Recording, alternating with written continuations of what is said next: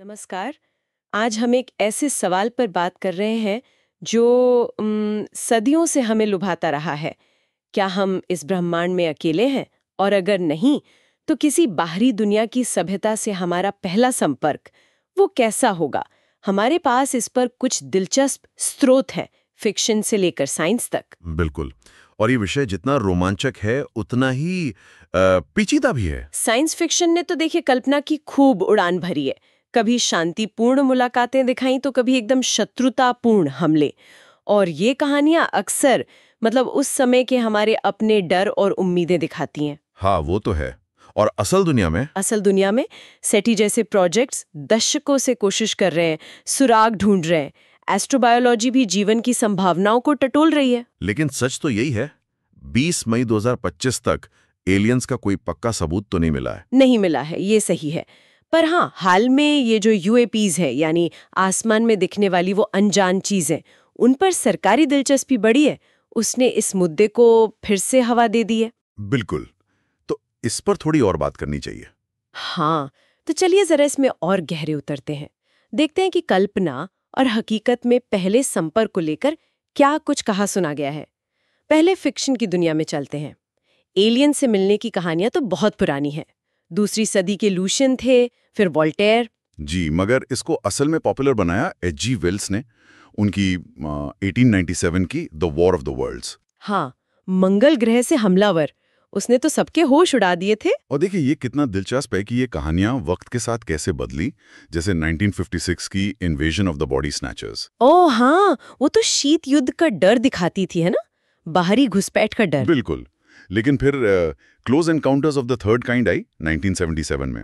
या हाल की अराइवल, इनमें फोकस शांतिपूर्ण संपर्क पर था, या कम से कम जटिल संपर्क पर। और सबसे बड़ी चुनौती भाषा, कम्युनिकेशन, उस पर। और कार्ल सैगन के कांटेक्ट को कैसे भूल सकते हैं? वो विज्ञान और विश्वास का क्या गजब का मेल था। हाँ, और फिर लियो सिक्सन की द थ्री बॉडी प्रॉब्लम, वो तो आज के जियोपॉलिटिक्स और अस्तित्व के बड़े सवाल उठाती है। तो फिक्शन में ये थीम्स बार बार आते हैं। क्या है वो मुख्य बातें?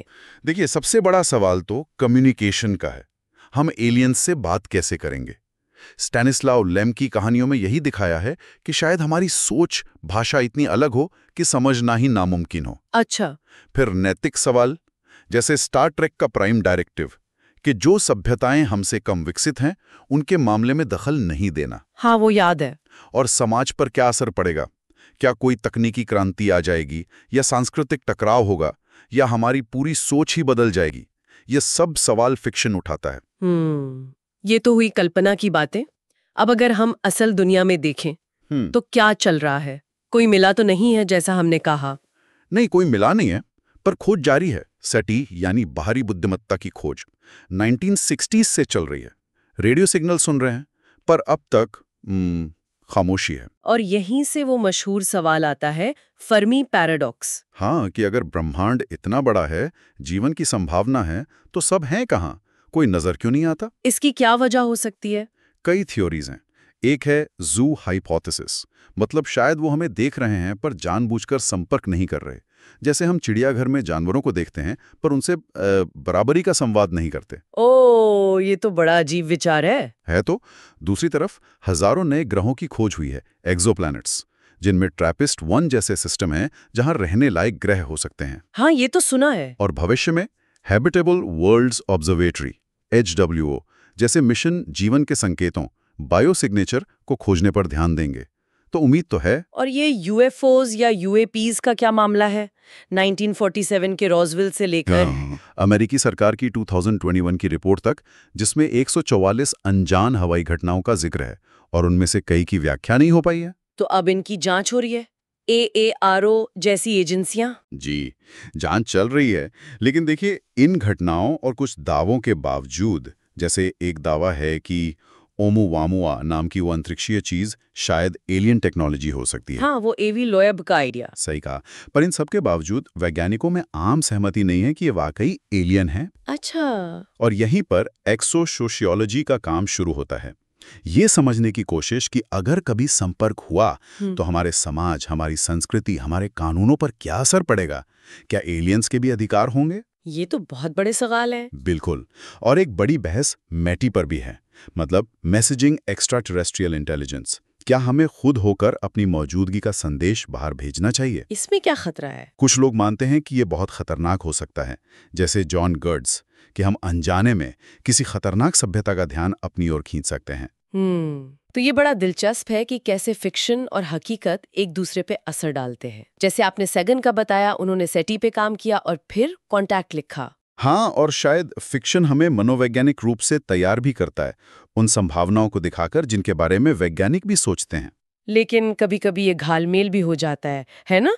यूएफओ देखे जाने की खबरें और साइंस फिक्शन की कहानियां मिलकर सच और कल्पना के बीच की रेखा को धुंधला कर देती हैं। हाँ, वो भी होता है।